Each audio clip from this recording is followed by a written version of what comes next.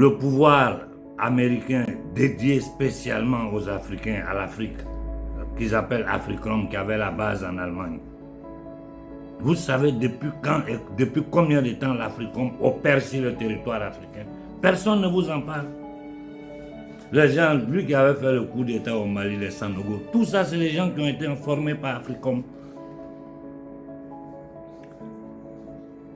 Au Niger, Africom a formé plus de 1000 soldats africains venant de 17 pays au Niger. Si je m'en demandais aux autorités nigériennes. Africom, ça c'est des vieilles choses, je vous dis. Ce qu'ils sont en train de faire en ce moment, je ne suis pas au courant parce que je ne suis pas en train de m'intéresser.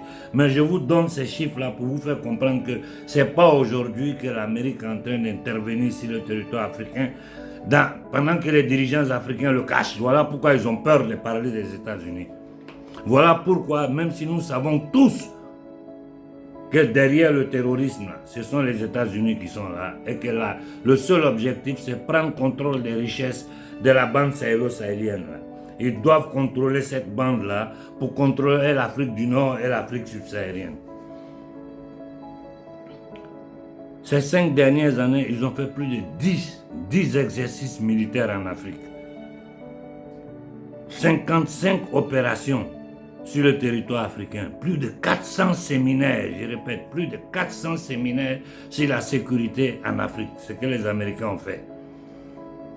En 2014, ils ont envoyé près de 4000 soldats au Libéria avec l'excuse qu'ils vont pour aider les Libériens à lutter contre l'Ebola.